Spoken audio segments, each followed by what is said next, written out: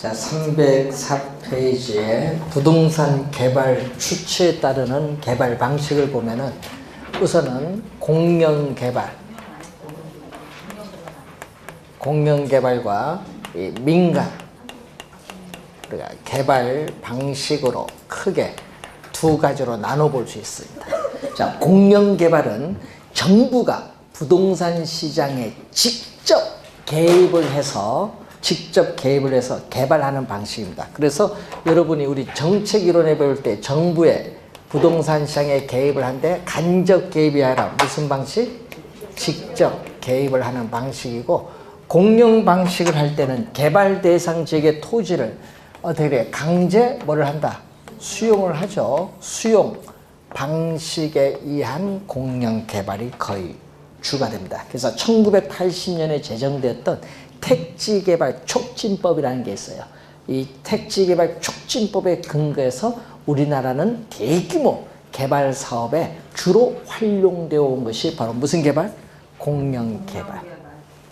자, 그러면 이 공영개발은 그렇다면 민간 개발 방식을 보면은, 자, 우선은 민간 개발 방식은 토지 소유자가 자체적으로 개발하는, 우리는 자체 개발 방식이 있고, 그런데 이 규모가, 개발 사업의 규모가 작을 경우에는 이 자체 개발을 하는데, 여러분 개발 사업의 규모가 크거나 미래에 불확실성이 높은 그런 개발 사업일 경우에는 자체 개발 사업을 하기는 어려워요. 그때는 토지 소유자와 개발업자 간에 공동으로 개발 사업을 하는 게 바로 지주 공동 사업입니다. 그래서 이 지주 공동 사업은 이 토지 소유자와 이 개발업자 간에 공동으로 개발 사업을 하기 때문에 이 개발 사업에 따른 위험도 토지 소유자와 개발업자 간에 분산된다는 장점이 있어요. 위험이 분산된다. 자, 그리고 또 토지 신탁 개발 방식이 있죠. 토지 신탁 개발 방식.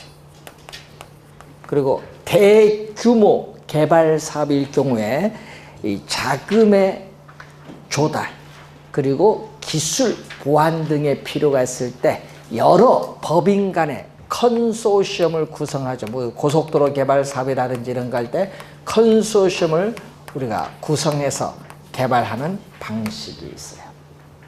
자, 이렇게 민간 개발 방식은 네 가지로 나누는데, 자, 이때 지주 공동 사업이라는 것은 다시 또 네 가지가 있거든요. 자, 여러분이 준공된 건물, 여러분 준공된 건물의 일부를 우리는 공사비로 취급한다. 자, 여러분 준공된 건물의 일부를 대물의 형태로 뭐 공사비를 지급을 하는 방식이 공사비 대물 우리가 지급형 또는 변제형. 그러니까 말 그대로 공사비를 건축 면적인 일부의 뭘로? 대물로 변제하겠다. 그리고 여러분 우리나라 과거에 건축물은 선분양입니다. 옛날에 보면 땅 있는데 분양을 해요. 그래서 뭐를 받아? 계약금 받죠. 그리고 여러분 중도금 이렇게 납부했어요. 옛날 건축물에 대해서. 그래서 건축물 선분양을 할 때 분양을 하면 뭐를 받아요? 분양 대금을 받잖아요. 이 분양금을 가지고 우리는 공사비를 뭐 한다? 지급을 하겠다는 형태. 그래서 자금 동원 능력이 없는 개인 기업이 옛날에 많이 행하는 방식. 그래서 이 건축물 선 분양해서 분양금으로 공사비 지급을 하겠다 하니까 돈은 들어왔죠. 들어왔잖아요. 계약금하고 계약서 은행에서 돈 들어왔을 거 아니에요. 그걸 가지고 도망가신 분들이 많았어요. 네? 그러면 계약한 사람은 그거 돈 갚아야 될 거 아니에요. 본인 이름으로 계약했기 때문에 은행 대출도 본인 이름으로 받았잖아요. 골치 아픈 거예요. 그래서 우리 옛날에 무서운 사건이 하나 있었어요. 예? 동대문에서 2004년도에 분양했는데 6월 30일 분양 마감인데 7월 2일 날 부도난 거야. 이틀 뒤에. 그 돈 갖고 튀었는데 어떻게 할 거예요? 예? 우리는 그거 사기인 줄 알았어요. 예? 아시는 분 몇 명 상담할게 분양받지 말라 해서 사기라고. 그 사기에 누가 그 사람 혼자 사기 칠 수는 없죠? 사기 치려면은 있죠. 종로구청장부터 시작해서 예? 구청장, 국회의원, 다 끼어들어야지 그 허가도 받아야 하니까. 그러다 보니까 그때 당시 정대철 의원이 구속된 거예요. 그 사건으로. 경계 떠난 사건이에요. 예? 선분양 그래서 사기가 많아요. 그래서 바뀐 게 건축물 뭘로 바뀌었어요? 후분양으로 바뀐 거예요. 자, 그 다음에 또 뭐가 있냐 하면은 투자자. 여러분 조합 아파트 있죠? 조합원 투자자를 모집을 해서 우리는 개발 사업을 하는 투자자 모집형이 있고, 그리고 토지 소유자가 개발 사업 전반을 개발업자에게 위탁하여 개발하는 방식이 있어요. 이걸 우리는 사업 위탁형이라고 해요. 4가지가 있습니다. 자, 이 자산사는 나중에 배우고, 여기서는 요거 하나만 오늘. 토지 신탁, 작년 27회, 재작년 26회, 2년 연속 출제된 용어이기 때문에 하나 요것만 보겠습니다. 자, 토지 신탁 방식에서 토지 소유자를 우리는 전문 용어로 위탁자. 자, 토지 소유자는 땅은 가지고 있는데 개발 사업을 하고자 하는데 돈이 없어요. 또 개발 사업에 대한 전문성도 없어. 단지 뭐만 가지고 있어? 땅인데 가끔 있죠. 땅이 있는데 이걸로 어떻게 나는 개발 사업에서 돈을 수익을 얻을 수 있냐 고민을 해. 그럼 맡기면 돼. 그래서 맡겨요. 누구한테 맡겨야 돼? 당연히 신탁회사에 맡겨야죠. 신탁회사, 신탁을 받는 수탁자. 그래서 우리는 또 기간을 약정하죠. 20년이면 20년. 기간을 정해놔요. 그래서 토지를 기간을 정해서 뭐 한다? 신탁을 합니다. 신탁을 하면은 이 신탁회사는 신탁에 따르는 수익증권을 발행을 해서 토지 소유자에게 지급을 해요. 수익증권. 자, 그런데 주의를 해야 될 것은 토지를 신탁할 때 중요한 사항이 있어요. 토지 소유자가 어떻게 돼요? 파산할 수도 있거든요. 그럼 토지 소유자가 파산하면은 뭐 할 수 있다? 이 토지가 토지 소유자의 명의로 되어 있으면은 경매로 넘어갈 수도 있고 금융기관에 압류도 들어올 수 있잖아요. 그 문제가 생겨요. 그래서 토지를 신탁할 때는 신탁 기간 동안에 어떻게 돼요? 신탁 개발 사업에 아무런 영향을 미치지 않기 위해서는 소유권을 이전시켜. 토지 소유자가 파산하더라도 아무런 영향을 미치지 않기 위해서는 형식상 법률적으로 소유권을 누구 앞으로? 신탁회사 앞으로 이전을 시켜야 돼. 그래야 아무런 영향이 없이 토지 소유자가 파산하더라도 개발 사업에 아무런 영향이 없이 개발 사업을 진행할 수 있는 거예요. 넘어가면 어떻게 돼요? 그러면 소유권을 이전받았으니까 토지 소유 주체는 누구? 신탁회사. 토지 소유 주체가 신탁회사이기 때문에 개발 사업은 토지 소유자의 명의로 가는 게 아니에요. 토지 소유권 넘어왔어요. 그렇기 때문에 누구의 명의로? 신탁회사의 명의입니다. 신탁회사의 명의로 진행이 된다. 개발 사업은 이 신탁회사의 명의로 진행이 돼요. 자, 여러분 가끔 이런 게 있거든요. 자, 여러분이 부산에 가면은 명지라는 곳이 있어요. 명지 신도시. 바닷가 쪽 가까운 쪽인데, 예? 그 명지 신도시를 개발하는데 아파트 개발을 했겠죠. 아파트 개발 사업. 근데 문제는 신탁 개발이에요. 그러면 신탁 개발을 하면은 뭐 한다? 소유권을 행성 이전시켜서 여기가 가지고 있죠. 신탁 회사의 명의로 가지고 있고 개발 사업에 필요한 자금도 누구? 개발 사업에 필요한 자금도 누구의 명의로? 신탁회사의 명의로 조달해서 우리가 개발을 해요. 그런데 문제는 이때 개발 사업을 하는데 토지 소유자 이쪽 관련해서 토지 소유자가 아니라 그때는 누가 했겠냐 하면은 개발 회사가 신탁을 했겠지. 신탁해서 신탁회사에 자금 조달해서 개발했어요. 그래서 아파트 분양했어요. 분양을 했는데 여러분 분양 대금을 통장 어디로 줘야 돼? 개발회사 쪽으로 줘야 돼? 신탁회사로 줘야 돼? 예? 그게 중요한 거예요. 신탁회사가 자금 조달 소유 주체잖아요. 자금 조달이니까 신탁회사 계정으로 돈을 보내야 돼, 여러분은.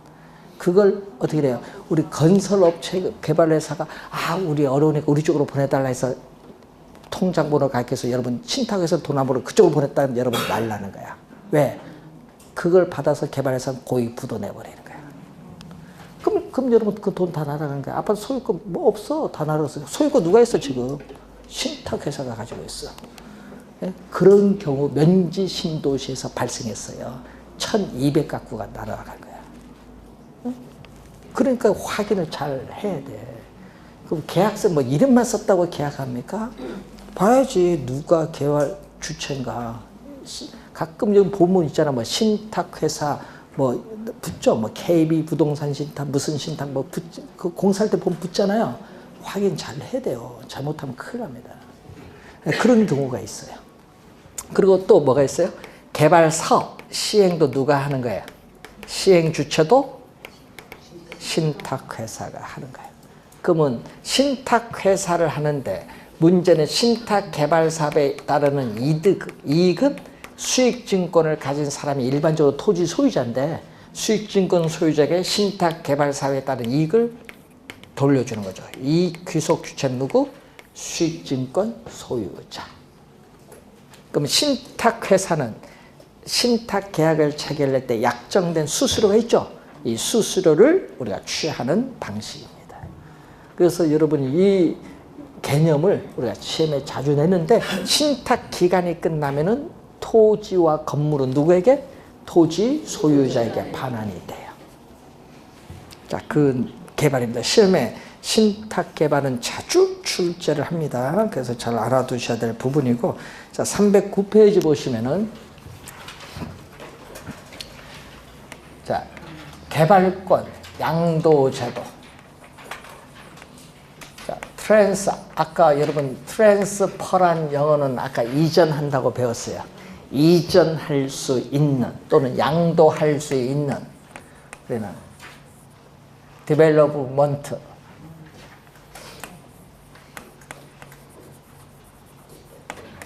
자, 라이츠는 권리. 그러니까 뭐죠? 요거는 개발권, 개발할 수 있는 권리, 개발권을 이전 양도할 수 있다 이런 얘기예요. 그러니까 이걸 번역하면요, 이전할 수 있는, 양도할 수 있는 개발권이다. 그래서 이걸 개발권 뭐라고 했다? 그 여러분 교재 이전제도 또는 양도제도. 시험에는 개발권 양도제도 많이 내대요. 개발권 양도제도 또는 이전제도. 올해 28회도 개념이 또 출제를 했어요. 부동산 정책론에서 또 개념이 출제했습니다. TDR. 그래서 앞에 약을 뭘 딴다? 그래서 TDR이라고 해. TDR 약으로. 자, 예를 들어서 어떤 지역이 있어요. 자, 어떤 지역이 있는데 여기는 개발을 못해요. 우리는 보전 또는 규제하는 지역. 여기는 이 지역은 개발을 못한다. 보전하는 지역이에요. 그리고 여기는 개발 지역이죠. 개발이 가능한 지역입니다. 이렇게 나눌 때 그럼 이 보전 지역의 토지 소유자는 어떤 문제가 생기느냐? 보전 지역으로 지정이 되면은 개발 못 하잖아요. 그래서 개발 제한에 따르는 의도하지 않은 우리가 우발적인 손실을 입어요. 의도하지 않은 우발적인 손실을 입고 개발 가능한 지역에 토지 소유자는 또 개발로 인해서 또 의도하지 않은 우발적인 또 뭐를 이익을 또 얻게 돼요. 그래서 양 지역의 토지 소유자 간에 뭐가 발생한다? 우리는 의도하지 않게 무슨 문제? 형평성의 문제가 발생해요. 네?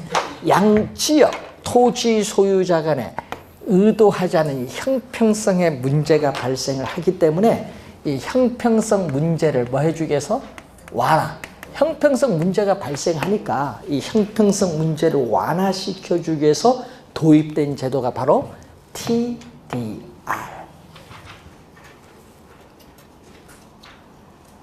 그럼 손실을 보니까 여기 뭐 의도하지 않은 우발적 손실을 보니까 이 손실을 뭐 해줘야 돼? 보전을 해줘야겠죠. 보전을 해주려다 보니까 이 토지 소유자의 소유권과 뭐를 개발권을 뭐 한다? 분리를 한다. 소유권과 개발권을 뭐 분리를 해요. 그런데 문제는 소유권과 개발권을 분리하는데 이 개발권은 이 지역에서는 쓸모가 없어. 왜? 개발 제한을 시켜놨기 때문에 이 개발권은 토지 소유자가 가져봐야 아무런 의미가 없다. 그렇기 때문에 이 개발권을 뭐를 통해서? 시장을 통해서 개발권을 개발 지역에 법정 허용 용적률 이상 개발을 원하는 토지 소유자에게 매각을 함으로써 이 손실에 대한 뭐를? 보상을 받는 제도를 우리는 전문용어로 뭐라고 한다? TDR. 그래서 보상을 받으니까 손실에 대한 보상을 받으니까 형평성 문제를 어느 정도 뭔다? 해결해 주는 거예요. 그 개념을 우리는 출제를 했습니다. 그러면 요 손실을 정부, 요 우발적인 손실을 국가 또는 지방자치단체인 공공이 보상해줘요? 아니죠. 누가 보상한다? 공공이 보상하는 것이 아니라 시장을 통해서 매각하기 때문에 누구? 개발 지역에 법정 허용 용적률 이상 개발을 원하는 토지 소유자의 누구? 사적 주체야. 공공이 아니라 사적 주체가 요 지역의 토지 소유자에게 개발권 사면서 보상을 해줘. 그래서 이 지역의 토지 자원을 보전을 누가 해주는 거야? 개발권을 매입하는 토지 소유자. 여기 지역의 토지 소유자가 이 지역을 보전해 주는 거야. 그런 내용들을 염두에 좀 두시면서 개념만 밟습니다. 자, 311페이지에 부동산 관리. 자, 부동산 관리는 뭐를 해야 돼요? 부동산을 취득을 하면은 보유기간 동안 운영해서 일정 기간이 지나면은 처분이 이루어지는데 요 사이에 여러분 관리가 이루어진대요. 부동산을 취득을 하고 나서 뭐가 이루어진다? 관리가 이루어져요. 그래서 부동산을 취득을 하고 난 이후에 부동산에 있어서의 보전, 그리고 유지, 개량, 보유기간 운영에 따르는 일치 모든 행위를 하는 것을 부동산 관리다. 처분하면 관리가 이제 없죠. 처분에 그래서 관리는 대응하는 개념입니다. 자, 그럼 부동산 관리가 왜 필요하냐? 그럼 예를 들면 왜 관리가 필요해요? 예? 우리는 건축 기술이 발달로 인해서 건물이 고층화되고 있죠. 그럼 이 고층화된 건물에 대한 전문적인 부동산 관리에서의 관리가 필요하고요. 그리고 또 우리는 고층 건물이 들어서면서 또 분양이 이루어지잖아요.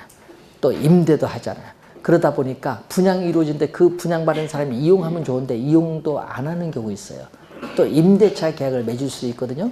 그래서 이 고층화된 건물에 있어서 대량의 임차인이 발생함에 따라 어떻게 돼요? 임대인, 부재 소유자의 요구의 증대로 인해서 부동산 관리가 필요로 하는 거예요. 자, 그러면은 이 부동산 관리를 할 때는 우리 앞에서 배우셨던 용어 중에 이 복합 개념이라는 용어를 배웠어요. 복합 개념. 시험 지문에 또 많이 출제되는 용어죠. 복합 개념. 복합 개념이 나오면은 우리는 항상 뭐가 떠야 돼? 복합 개념이 나오면은 기술적, 경제적, 법률적 이 용어가 꼭 떠야 돼. 기술적, 경제적, 법률적. 자, 복합 개념입니다. 그래서 기술적 측면의 뭐 관리, 경제적 측면의 관리, 법률적 측면의 관리가 이루어져야 돼. 그러니까 기술적 측면에 하자, 흠이 발생하기 전에 사전에 미리 예방 조치를 취해준다든지 아니면 뭐다? 기술적 측면에 하자, 흠이 발생한 경우에는 그 하자를 제거해 주기 위해서 필요한 여러 가지 기술적 측면의 조치를 취해주는 관리를 무슨 관리? 기술적 관리. 이번에 제천에 화재가 났죠. 그 화재의 가장 근본적인 건요, 예방이 중요해요. 불 나기 전에. 그럼 불 나면은 그 다음에 뭐야? 번지지 않도록 해야 될 거 아니야. 그럼 뭐가 문제 있어? 그러면 기술적 측면에서 뭐가 문제 있냐? 그럼 방화장치가 무슨 문제가 있지? 그럼 딱 자동적으로 불 나면 차단시켜야지, 내려와서. 그게 고장났잖아요. 잘못됐지. 그걸 미리 사전에 예방해서 관리를 감독 철저히 해야지. 우리나라는요, 대충이야. 그래서 문제가 생기는 거예요. 그런 건 철저하게 관리를 해야지. 방화. 그게 무슨 보안 관리예요. 이런 방범, 방제 등의 안전, 여러분 안전대책 관리, 이런 보안 관리. 그런 다 여기 기술적 관리예요. 철저하게 해야 돼. 그리고 또 건물 지으면 뭐 해? 사람이 운영을 해야 되는데. 경제적 측면에서 뭐가 발생해요? 부동산 운영에 따르는 뭐가 발생하죠? 총 수입에서 운영하는 데 드는 또 뭐가 있어요? 비용을 빼면은 뭐가 나온다? 순수익이 발생할 거 아니에요. 이 순수익을 극대화하는 이러한 수익성 부동산을 관리를 해야 되는데, 그런 관리가 무슨 관리? 경제적 관리. 이 임대용 건물, 이게 상당히 중요하죠. 법률적 관리는 뭐예요? 법률적 측면에서 하자를 제거해 주기 위한 관리죠. 여러분 가끔 제가 땅은 저 전라도 지방에 땅을 샀는데 지금 서울에 살고 있어. 1년에 한 번 내려갈까 말까. 그럼 관리를 안 하면 어떤 사건이 벌어지냐? 어떻게 돼요? 불법 점유에 의한 토지를 도난당할 수 있어요. 당할 수 있어요. 그러니까 어떻게 돼? 그럴 때는 관리를 두어서 뭘 해? 관리를 해야 돼. 이런 거는 다 여기 법률적 관리야, 그런 게. 예? 또 임대차 예약이나 계약상에 무슨 관리 있죠? 이런 건 다 이런 법률적 측면의 관리를 하는 겁니다. 이런 우리는 부동산 관리는 기술적, 경제적, 법률적 측면에서 무슨 측면? 복합 개념적으로 관리가 이루어지는 것이 좋다는 겁니다. 자, 그리고 우리가 또 관리 주체에 따르는 관리 방식이 또 나와요. 관리 주체에 따른 관리 방식인데 313페이지 보시면은, 자, 여러분 소규모 부동산을, 자, 여러분 원룸 우리 다가구 주택이라든지 다가구 주택이 있죠. 뭐 다세대 주택, 연립주택, 이건 본인이 직접 관리하는 경우가 많아요. 이런 소규모는. 그거는 무슨 관리? 자가 관리. 가장 오래된 정통적인 관리 방식으로 소규모 부동산을 본인이 직접 관리하든지 아니면은 한두 명의 자가 관리원을 둬서 관리합니다. 요즘은 한두 명의 자가 관리원도 안 돼요. 왜 안 되냐? 요즘 물어보니까 요즘 최저임금 때문에 다 잘려서 본인이 직접 관리해, 이제. 소규모 부동산. 예? 예? 옛날에는 한두 명 두었는데 이제는 본인이 직접 관리해요. 그런데 대형 건물은 자기가 직접 관리하기 어려워요. 대형 건물은. 이때는 뭐를 한다? 전문적인 부동산 관리 회사에 뭐를 해야 돼? 위탁 관리를 하는데, 이때는 위탁 관리는 대형 건물의 관리가 이루어진대. 이때는 전부 위탁해. 그럼 관리 업무에 뭐를? 전부를 위탁해서 관리하는 방식이야. 전부 위탁 방식. 그리고 이 자가 관리에서 위탁 관리로 이행되는 과정에서 나타나는 과도기의 유용한 관리가 바로 무슨 관리? 혼합 관리. 혼합 관리는 과도기의 유용한 관리인데, 그래서 뭐에 유용하다? 우리는 자가 관리에서 위탁 관리로 이행되는 과정에 있는 과도기의 유용한 관리로서 뭐가 있다? 여기는 자가 관리도 있고 또 뭐도? 위탁 관리가 있어. 두 가지가 다 나타나요. 그래서 위탁 관리는 뭐냐면은 필요한 부분, 본인이 직접 관리하는 건 괜찮은데 관리 본인이 하기 어려운 게 있거든요. 그때는 필요한 그 부분만 선별해서 우리는 위탁을 하는 관리가 있어요. 그러니까 이건 필요한 부분만 선별하니까 이거는 전부 위탁이 아니라 뭐다? 이거는 부분 위탁, 부분. 예? 이건 혼합 관리는 무슨 방식? 혼합 관리는 부분 위탁 방식이고 위탁 관리는 전부 위탁 방식이에요. 장단점은 여러분 일요일 가서 설명하고 개념 정도 보시고 자 315페이지 가시면은 이 전문가적인 영역에 따라 관리의 영역이 나타나는데 우리 시험에는 두 가지를 많이 내요. 시설 관리와 무슨 관리? 자산 관리를 많이 냅니다. 시설 관리, 자산 관리. 시설 관리는 뭐냐? 부동산에 관한 각종 시설, 우리 시설관리공단도 있잖아요. 이런 각종 시설을 뭐다? 운영, 유지하는 소극적 형태의 관리. 그러니까 부동산 소유자나 부동산 이용자의 단순 요구에 부응하는 소극적 측면의 관리야. 여러분, 청소 관리, 에너지 관리, 설비 관리, 이런 게 다 무슨 관리? 시설 관리예요. 그런데 자산이죠. 언제 부동산을 매입을 하고 언제 부동산을 매각할 거냐. 예? 아, 저도 아까 나가서 휴대폰 보는데 031 딱 뜨는 거는 참 기분이 좋아요. 그런데 딱 떴는데 어떻게 돼요? 떨어졌습니다 하니까 아, 갑자기 기분이 안 좋네. 아, 동탄 롯데 캐슬 신청했거든요. 아, 떨어졌어요. 아, 이제 77대 1인데 1순위 마감.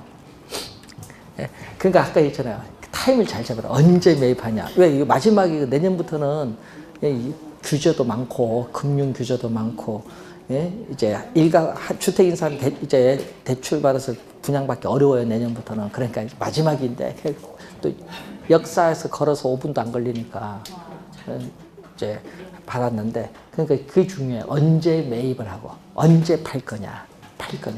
2년 뒤에 팔면 되죠. 분양받고. 그런 게 중요해. 그리고 어떻게 자금 조달 어떻게 할 거냐. 이런 건 다 무슨 관리? 자산 관리예요. 그래서 요거는 부동산 소유자나 기업의 재산, 부를 극대화하기 위해서 우리는 여러 가지 관리 방법을 우리가 모색하는 무슨 관리? 적극적 관리예요. 적극적. 뭐 투자에 따르는 위험 관리, 언제 재개발할 거냐, 언제 리모델링 할 거냐 이런 걸 결정하는 것이 전부 무슨 관리? 자산 관리. 시험에는요, 요 두 가지 구분할 수 있느냐를 많이 출제해요. 내용 보고 구분되느냐? 자, 나머지는 관리의 나머지는 우리가 다음에 설명하기로 하고 여러분 교재 323페이지에 마케팅 전략. 마케팅 전략 이것도 매년 한 문제 출제합니다. 자, 여러분이 이 생산자에서 소비자에 이르는 모든 상품의 흐름 자체를 마케팅입니다. 그래서 최근에는 판매자, 공급자 주도에서 소비자, 구매자 주도로 부동산 시장이 변함에 따라 이 구매자 중심의 마케팅 전략 상당히 중요합니다. 그래서 이 목표로 하는 시장에 도달하기 위해서 부동산 시장을 분석을 해서 마케팅 전략을 수립을 해야 돼요. 그래서 이 마케팅 전략이 매년 또 우리 출제를 합니다. 만들었으면 잘 팔아야 돼요. 그래서 세 가지가 나와요. 마케팅 전략은 상당히 많거든요. 많은데 우리 출제를 우리 부동산에 하는 것은 대표적으로 이 세 가지를 출제를 많이 합니다. 자, 우선은 2년 전 26회 정답으로 물었던 시장 점유 마케팅 전략의 개념. 또 우리 과거에 또 자주 출제를 했던 고객 점유 마케팅, 또 관계 마케팅 전략. 자, 시장 점유 마케팅 전략인데 이런 마케팅의 중심이 되는 시장을 우리 뭐라고 하냐? 표적 시장이라고 해요. 표적 시장. 그럼 이 표적 시장을 선점은 뭐예요? 표적 시장을 선점한다. 선점은 미리 점유한다. 미리 점유하거나 틈새 시장. 틈새 시장 하면 여러분 옛날에 보면은 우리 안에 옷에 보면 다 흰색이에요. 그래서 유명하죠. BYC, 백약, 쌍방울, 트라이, 광고 보면 다 흰색이야. 그러다가 어느 사람이 2003년도에 미친 사람이 하나 나타났어요. 그래서 틈새쟁이 들어왔어요. 색깔 있는 옷을 딱 들어온 거야. 그게 그 여러분 듣는 그 명칭 붙은 것도 재밌게 붙였어요. 그 영화 제목 갖다 붙였어. 보디가드. 시장 점유율 20% 차지했잖아요. 그래서 그 회사 좋은 사람들 매각했잖아요. 예? 매각했잖아요. 주병진. 모르세요? 주병진 얼마나 유명한 사람인데. 아직도 총각이에요. 결혼 안 했어요. 근데 이제 그 좋은 사람 했죠. 그런 틈새 시장 딱 개입을 해서 시장 점유율을 높이는 전략. 이게 시장 점유 마케팅 전략입니다. 이 틈새 시장이 있어서 상당히 중요하죠. 자, 그럼 여기에는 두 가지 전략이 있어요. STP 전략. 그리고 마케팅 믹스인데 최근에 시험은 계속 어디서 여기서 출제를 계속 하고 있어요. 최근에. 2년 전에는 요 개념 정답. 작년에는 마케팅 믹스 4가지 요소가 나오는데 이 요소 사례를 출제했고 올해는 여기서 2개 여기서 해서 출제를 또 했어요. 그러니까 마케팅 믹스는 뭐죠? 목표로 하는 시장에 도달하기 위해서 여러 가지 마케팅 이 요소를 결합을 하는 겁니다. 그 여러 가지 요소가 4개인데 이걸 우리는 플레이스, 원어도 영어로 알아야 돼요. 플레이스, 프로덕트, 프라이스, 프로모션. 시험에 영어로도 출제합니다. 근데 P가 4개거든요. 그래서 P가 4개, 포피스라고 해요. 포피스. 4가지 P. 예? 그런데 요 4가지 P 중에 S, 예? 요 S는 요거의 약어. 그리고 T는 타겟팅. 예, 약어. 그리고 P는 포지셔닝. 요거에서 약어. 근데 주의해야 할 것은 시험 문제 요것이 여기 들어오는 경우가 있어. 요 P, 여기 P는 여기 P가 아니라는 거 꼭 기억해야 됩니다. 시험에 잘 냅니다. 자, 요거는 뭐죠? 자, 여러분이 우리 아파트 분양시장을 우리는 연령에 따라 또 소득 수준에 따라 30대, 40대, 50대, 60대 이상으로 나눴다. 이렇게 전체 수요자 집단을 인구, 연령에 따른 인구, 그리고 소득 같은 경제적, 인구 경제학적인 특성에 따라 이렇게 몇 개의 집단으로, 소규모 집단으로 나누는 것을 뭐라고 한다? 요 S라고 해요. 이것을 세그멘테이션을, 시장을 뭐 한다? 세분화시키는 전략. 자, 여기서 전략 세분시켰어요. 그래서 자기 회사에서 공급하는 상품과 일치가 되는 소비자 집단을 확인해서 그걸 하나 정해요. 정하는 걸 타겟팅 했어요. 즉 마케팅 중심이 되는 시장. 지금 우리 40대 분양시장을 정했어요. 표적 시장을 뭐 했다 정했다. 선정하는 전략이 나와요. 정했어요. 그럼 여기에는 내 회사만 공급하는 것이 아니야. 롯데, 캐슬, 대우, 프로지오, 현대 힐스테이트, 호반, 베르디움 뭐 이렇게 공급을 할 거 아니에요. 경쟁 회사들이 많아요. 그러니까 동일한 표적 시장을 가지는 경쟁 회사들 사이에서 자기 회사에서 공급하는 상품의 가격이라든지 품질 등이 경쟁 회사와 비교할 때 어떤 경쟁 우위 전략을 가져서 고객의 마음속에 자기 회사의 제품의 위치를 정하느냐, 포지셔닝, 위치를 정해주는 전략. 이걸 전문용어로 뭐라고 하냐면 차별화 전략. 3가지 또 순서대로 내려오면 돼. 순서대로 STP.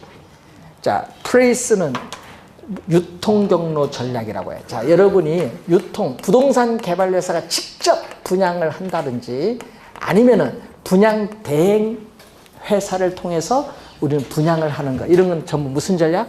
유통 경로 전략. 작년 시험에는요, 중개업소를 통한 분양 이렇게 나왔거든요. 그러면 그건 유통 경로 전략이에요.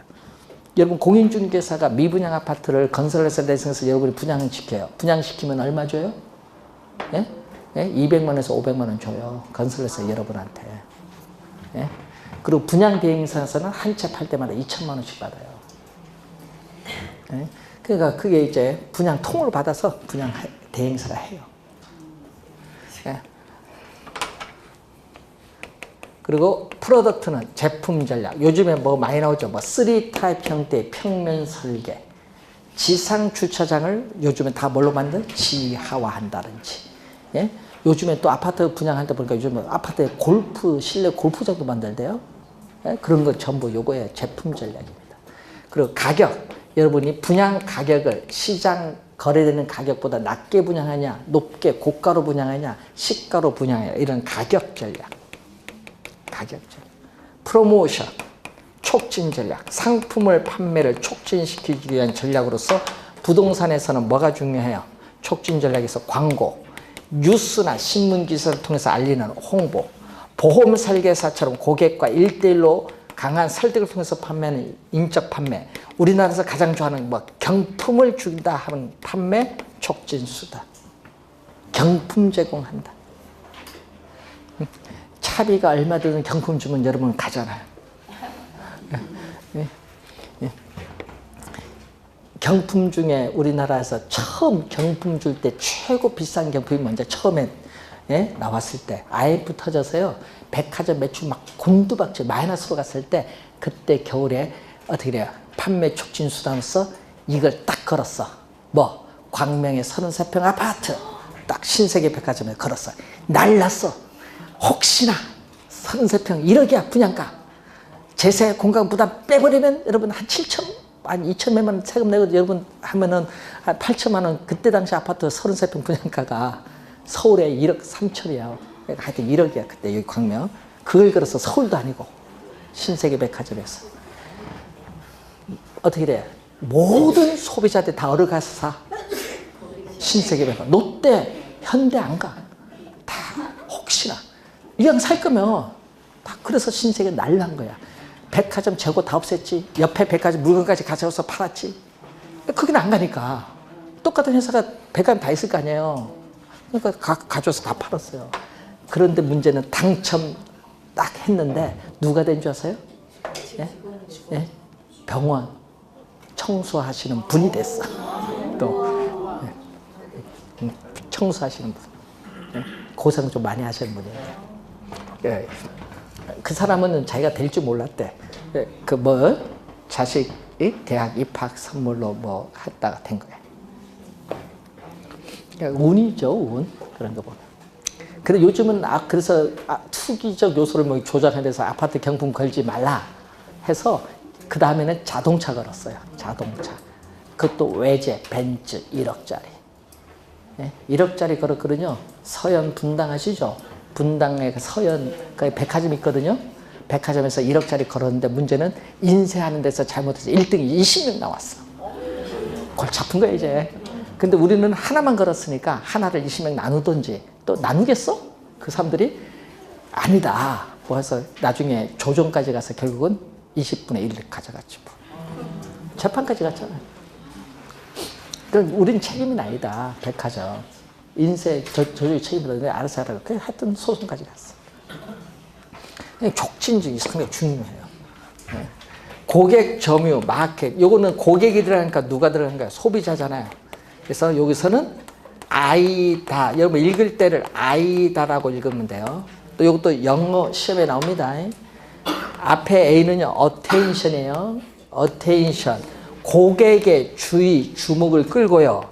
그 다음에 I는 interest, 관심, 흥미를 불러일으켜서 그 관심을 desire, 물건을 사고자 하는 욕망을 갖게 만들어서 그 욕망을 액션, 구매, 행동으로 나타나자.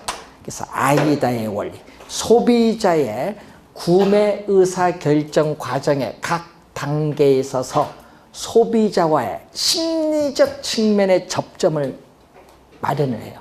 그래서 전달하고자 하는 메시지 톤, 강도, 취지 등을 통해서 마케팅 효과를 극대화하고자 하는 거죠. 자, 관계, 마케팅 전략은 소비자와 생산자 간의 장기적이고 지속적인 상호 관계를 중시하는 전략인데 여기는 뭐와 연관되냐면 브랜드. 브랜드는 뭐죠? 상표죠. 브랜드와 연관되어 있어요. 자, 제가 아까 롯데캐슬 동탄역 떨어졌는데 롯데캐슬 하면은 생각나는 게 뭐 있어요, 여러분? 롯데 아파트도 있어요. 롯데캐슬도 있어요. 예? 롯데캐슬 하면 생각나는 게 뭐 있어요? 독수리? 독수리 있지. 방패도 있어. 예? 거기 보면 방패는 뭐냐? 정통을 얘기해. 캐슬이 성이잖아요. 정통의 방패가. 그리고 거기 독수리가 딱 있어. 그것은 독수리는 하늘의 제왕이야. 위에서. 제왕이죠. 뭔지 아세요? 그게 정통 있는 고품격 아파트 롯데캐슬이야. 이미지가. 함부로 짓는 게 아니에요. 다 의미가 있어. 그게. 의미가 있는 거예요. 네미아는 뭐예요? 그럼 삼성 네미아는. 올레자잖아요.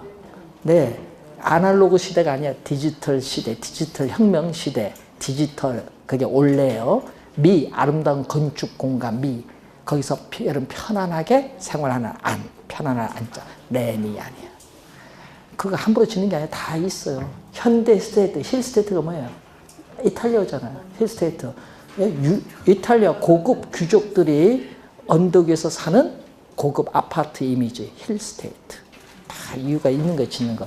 푸르지오 하면은 자연 친화적인 아파트, 푸르지오, 푸른 색깔, 푸르지오. 예? 그 함부로 짓는 게 다 이유가 있습니다. 예? 자, 이렇게 해서 여러분이 마케팅까지 우선 잠시 봤고요. 감정평가 이론은 여러분 1, 2월 강의 때 진행하도록 이렇게 하겠습니다.